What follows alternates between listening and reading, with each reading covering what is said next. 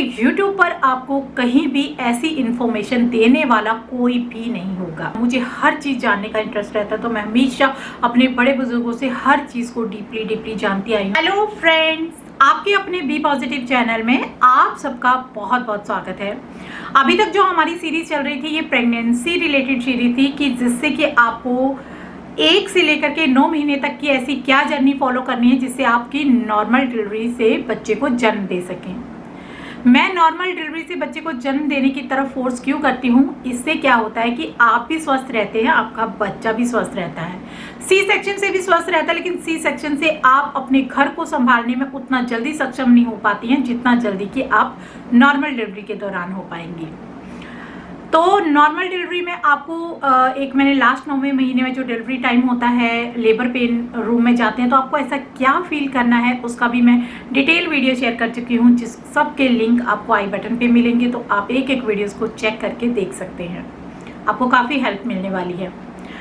तो normal delivery से जब बेबी होता है तो उसके बाद 1 महीने की जो जर्नी होती है वो कैसी रहनी चाहिए एक बच्चे को जन्म देने के बाद, तो वो आज मैं आपके साथ शेयर करने वाली हूँ। तो सबसे पहली बात है, क्योंकि जैसे ही नॉर्मल डिलीवरी से बच्चे को जन्म दिया जाता है तो औरत के लगभग सारे शरीर के अंग हिल डुल जाते हैं, जिससे कि उसे फिर से उसी सेम अवस्था में आने के लिए, पहले की अवस्था में आने के लिए उसे काफ़ी ज़्यादा ख्याल रखना पड़ता है, काफ़ी सारी चीज़ों का ख्याल रखना पड़ता है। तो वही आपको इस वीडियो में सुनने को मिलेंगी, जो कि पूरे YouTube पर आपको कहीं भी ऐसी इन्फॉर्मेशन देने वाला कोई भी नहीं होगा। मैं चाहती हूँ कि कुछ चीज़ों का नॉलेज शायद उस टाइम पे मुझे नहीं था, तो वो नॉलेज भी मैं आप सबके साथ शेयर करना चाहती हूँ, ताकि आप अपने शरीर को पूरी तरह से स्वस्थ रख सकें। एक स्वस्थ महिला अपने बच्चे को सही से केयर कर पाएगी, अपना भी ख्याल रख पाएगी, घर का भी ख्याल रख पाएगी। तो चलिए स्टार्ट करते हैं। सबसे पहली बात है कि जैसे ही आपकी डिलीवरी हो जाती है, उसके बाद आपको जो आप नॉर्मल रेगुलर पानी पी रहे थे, चाहे वो आरओ वाटर हो, चाहे वो फ्रिज का पानी हो, जैसा भी आप पी रहे थे, वो आपको बिल्कुल नहीं पीना है। आपको एक स्पेशल पानी पीना है। अगर आप 41 दिन तक पी सके तो बहुत बेहतर है, लेकिन आप 1 महीने तक तो आपको पीना ही पीना है। वो पानी कौन सा है? वो पानी की फुल रेसिपी मैं अपने दूसरे चैनल पे शेयर कर चुकी हूँ, जिसका लिंक आपको डिस्क्रिप्शन पर मिलेगा। तो उसमें आप डिटेल में देख सकते हो कि कौन सा पानी आपको पीना है। ये जो पानी होता है इसे हम कच्चा पानी कहते हैं, जो हम मतलब कि ऐसे तो हम नॉर्मल पीते हैं, लेकिन प्रेगनेंसी के दौरान उस पानी को कच्चा कहा जाता है जो हम नॉर्मल पीते हैं। आपको पका हुआ पानी पीना है। तो वो रेसिपी कैसे बनानी है वो सारा डिटेल वीडियो में शेयर कर चुकी हूँ, उसे आप देखिए वीडियो को जाकर के, आपको समझ में आएगा कि कैसा पानी पीना है। आपको नॉर्मल पानी बिल्कुल नहीं पीना है, क्योंकि शरीर के अंदर बिल्कुल कच्चा होता है हिस्सा।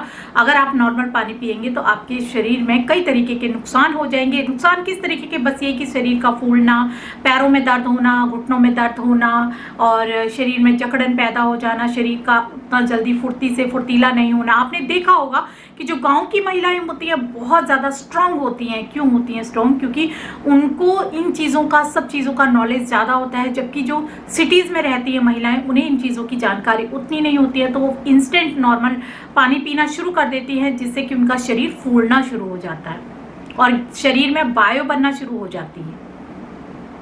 तो आपको कच्चा पानी बिल्कुल नहीं पीना है। सेकंड, आपको जो खाना खाना है उसमें आपको बिना मसाले, बिना तेल और कम नमक वाला खाना खाना है।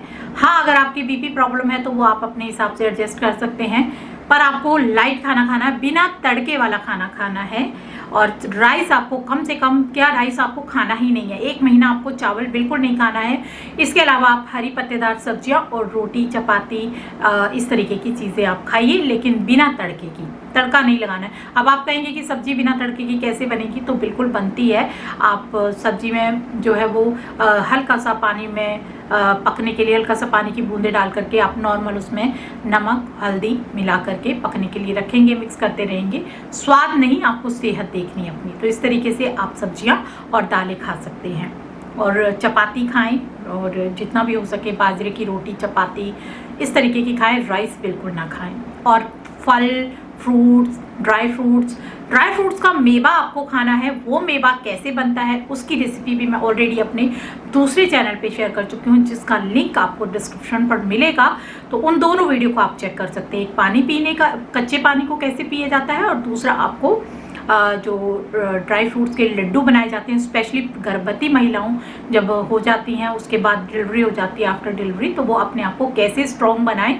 कमर दर्द होती है या फिर पेट में दर्द होती है, पेट कच्चा होता है, उन सबको परिपक्व करने के लिए, अंदर से जोड़ने के लिए उसमें क्या क्या चीज़ें मिलाई जाती है, वो डिटेल वीडियो मैंने शेयर कर चुकी हूँ। तो उसे आप देख करके इस तरीके से आप लड्डू बना सकते हैं। और कैसे खाना है, आप उसे दूध के साथ खा सकते हैं। सुबह सुबह खाली पेट एक लड्डू ले लें और गरम गरम दूध ले लें, उस लड्डू को खाएं और दूध पिएं, और शाम को सोते टाइम भी। इससे आपका दूध भी अच्छा बनेगा, आप बच्चे को ब्रेस्ट फीडिंग करा सकते हो क्योंकि अच्छा दूध बनेगा, और आप भी स्वस्थ रहेंगे, आपका शरीर भी एकदम अच्छा सुरक्षित रहेगा, और ना ही तो फुलावट आएगी शरीर में, है ना। तो ये आपका खान पीन हो गया, पानी हो गया, ठीक है, और आपको ड्राई फ्रूट्स के लड्डू खाने हैं इस तरीके से। और अब छोटी छोटी बातें हैं लेकिन बहुत ही ज़्यादा ये मायने देती हैं अपने ही आप में। अगर जानो तो, नहीं जानो तो फिर कुछ भी नहीं है, लेकिन वो कुछ भी नहीं है, फिर बाद में आपकी जो हेल्थ इश्यूज होते हैं उनमें आ जाती हैं। तो आपको क्या करना है, आपको ज़्यादा बातें नहीं करनी है। प्रेगनेंसी के दौरान, मतलब डिलीवरी के दौरान, आपको जैसे ही बच्चे को जन्म देते हैं उसके बाद आपको ज़्यादा बातें नहीं करनी होती है, क्योंकि अगर आप ज़्यादा बातें करोगे तो एयर आपके ज़्यादा जाएगी शरीर में, और जिसकी वजह से आपका शरीर में फुलावट आना शुरू हो जाएगी। ठीक है, ज़्यादा बातें नहीं करनी है, ज़्यादा मुंह नहीं खोलना है। कोशिश करें अपने आप को ढक के रखें, अगर सर्दियां हैं तो अच्छे से ही लपेट करके रखें, सिर वगैरह अपना बिल्कुल ढक करके रखें। मैंने बताया ना, सारा शरीर आपका कच्चा होता है उस टाइम पे, तो आपको हर चीज़ ढक करके रखनी है। अगर आप बीमार पड़ेंगी तो आपका बच्चा उतनी ही स्पीड से बीमार पड़ेगा, अगर आप स्वस्थ रहेंगी तो बच्चा भी स्वस्थ रहेगा। तो आपको अपने आप को ढक करके रखना है। आपको सॉक्स पहननी है, अगर सर्दियां हैं, और गर्मियां हैं तो आपको सॉक्स नहीं पहन रहे हो तो स्लीपर पहन करके ही, आपको डायरेक्टली नंगे पांव फर्श पे नहीं चलना है। देखो, ये चीज़ें बहुत इंपॉर्टेंट होती हैं। इन चीज़ों से आपको आगे आने वाले टाइम में आपका जो शरीर है वो सही रहता है, सुरक्षित रहता है। ठीक है, आपको जल्दी से ठंड जुकाम सब चीज़ें होंगी तो बच्चे को भी होती हैं। तो आपको जो स्लीपर पहन के रखना है, नंगे पाँव। आपको दीवार का सहारा लेकर के नहीं खड़े होना है, कि जैसे मान लीजिए आप, क्योंकि दीवार ठंडी होती है या गर्म होती है तो उससे भी आप पे असर पड़ेगा। तो आपको दीवारों से चिपक करके या ऐसे सहारा लेकर के आप थोड़ी देर खड़े हो रहे, तो ऐसा नहीं करना है। ठीक है, दीवारों से सहारा नहीं लेना है। आपको ज़्यादा दांत को ब्रश नहीं करना है, क्योंकि शरीर, मैंने कहा ना कि अंग हिला होता है, तो आपको ब्रश ज़्यादा नहीं करना, अदरवाइज आपके दांत हिलना शुरू हो जाएंगे ज़्यादा। ठीक है, ब्रश आपको हल्का सा बिल्कुल लाइट करना है, और फटाफट से करके कुल्ला हल्के गुनगुने पानी से ही करना है। ठंडा पानी बिल्कुल नहीं पीना है। जो आपको मैंने पानी बनाना बताया ना, वो भी हल्का कोसा पीना है, और कम क्वांटिटी में पीना, पानी ज़्यादा भी नहीं पीना है। इससे भी पेट में अफारे की समस्या पैदा होने लगती है आने वाले टाइम में। इंस्टेंट रिजल्ट नज़र नहीं आते, इनके रिजल्ट आपको आने वाले टाइम में लगेंगे। ठीक है, अगर आप मान लीजिए, मैंने बताया ना आपको, ब्रश अगर आप ज़्यादा ज़ोर से करेंगे तो आपके दांत जो हैं वो जल्दी गिरेंगे, यानी कि आपके 50 साल की उम्र में जो भी है आपके दांत लगभग गिर जाएंगे। तो अगर आप इन चीज़ों का ध्यान इस टाइम पे रखोगे तो आपके दांत लंबे टाइम तक चलेंगे, गिरेंगे नहीं, ढीले नहीं पड़ेंगे।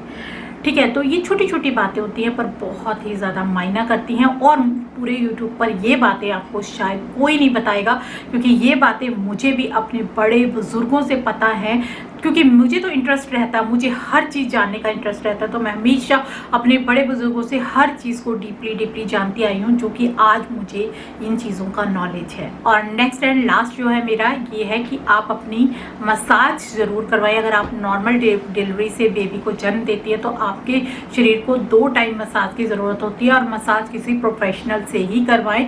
जैसे कि गाँव में दाइयाँ वगैरह मिल जाती है, लेकिन शहरों में आप किसी नर्स को हायर कर सकते हैं। तो जो नर्सेज स्पेशली प्रेगनेंसी के दौरान केयर करती हैं मदर्स की, उस तरीके की नर्सेस को ज़्यादा नॉलेज होता है, तो उससे आप मसाज करवाएं। हेड मसाज, बॉडी मसाज, उन्हें अपने आप ही पता होता है किस तरीके से उस पेट की मसाज करनी होती है, जिससे कि आपकी जो पेट का कच्चापन है तो वो कम होता है, और लगभग आपका शरीर फूलने की जगह पर फिर से उसी अवस्था में आने शुरू हो जाता है जिस अवस्था में आपका शरीर पहले होता है। तो इस तरीके से आप 1 महीने इन सारी बातों को फॉलो करके अपना ख्याल रख सकते हैं। और एक और लास्ट में बताने जा रही हूँ चलते चलते, आप ना नहाइएगा डेली नहीं, चाहे कितनी भी गर्मी का मौसम हो, चाहे सर्दियों में तो चलो फिर भी 1-2 दिन के लिए आप निकाल ही लेते हैं, पर स्टार्टिंग में जैसे ही डिलीवरी होती है उसके इंस्टेंट आपको नहाना नहीं है। आपको नहाना क्यों नहीं है? क्योंकि शरीर सारा कच्चा होता है तो उसमें जल्दी से बीमारियां पकड़ने के खतरे बढ़ जाते हैं। तो अगर आप बार बार नहाएंगे तो आपके अंदर जुकाम, ठंड, इस तरीके की समस्याएं होना शुरू हो जाएंगी, शरीर दर्द। तो आपको स्पॉन्ज बहुत ले लेनी है। अगर आप डेली स्पॉन्ज बहुत ले करके आप पाउडर वगैरह लगा करके रख सकते हैं अपनी बॉडी को, नहीं तो आप जो है वो हर 4 से 5 दिन में या फिर 3 दिन के अंदर इस तरीके से स्टार्टिंग में आप हफ्ता भर ना नहाएं और अपनी इस बॉडी को स्पॉन्ज बहुत करते रहें। उसके बाद धीरे धीरे आप अपना टाइम बढ़ा सकते हैं, जैसे कि हफ्ते के कम कर सकते हैं। हफ्ता अगर आप स्टार्टिंग में ले रहे हो तो उसके बाद आप 3 दिन का बीच में गैप ले लें। तो इस तरीके से आप डेली ना नहाएं। इस सिर्फ 1 महीना आपको ये फॉलो करना है, उसके बाद आप जैसी अपनी रेगुलर लाइफ जीते थे वैसे आप जी सकते हैं। और आप वैसे तो 11 दिन के बाद ही अपने घर के सारे काम करने के एबल तो हो ही जाते हो, लेकिन फिर भी कोशिश करें जितना आप अपने शरीर को टाइम देंगे उतना ही आपका शरीर पहले वाली अवस्था में आने के लिए सही हो जाता है तैयार। तो बस यही थे मेरे छोटे छोटे टिप्स, लेकिन बहुत ही काम के थे। तो उम्मीद करती हूँ कि ये वीडियो उन सब महिलाओं के लिए यूज़फुल रहेगी जो इस जर्नी से गुजर रही हैं या जो गुजरेंगी या फिर जो आने वाली महिलाएं हैं। तो इस तरीके से वो अपना ख्याल रख सकती हैं। तो वीडियो पसंद आए तो लाइक शेयर करिएगा, और शेयर मतलब कि ज़्यादा से ज़्यादा अपने फैमिली फ्रेंड्स में, क्योंकि वुमेन से रिलेटेड, महिलाओं से संबंधित इसमें जानकारी हैं। तो आसपास की जितनी भी आपके इर्द गिर्द महिलाएं हैं सबको शेयर करें इस वीडियो को ज़्यादा से ज़्यादा। और पसंद आए तो वीडियो पसंद तो क्या, इसमें जो टिप्स दिए हैं सारे ही यूज़फुल हैं, तो इसे लाइक करना भूलिएगा नहीं। आपका एक लाइक मुझे मोटिवेट करता है और मुझे मोटिवेट करेगा तो ऐसे ही मैं आपके साथ दिल खोल के अपनी सारी जितनी भी नॉलेज है आपके साथ शेयर करती रहूँगी। और मिलते हैं फिर इन्हीं वीडियो, तो मिलते हैं फिर नेक्स्ट नई वीडियो के साथ। तब तक के लिए बाय बाय।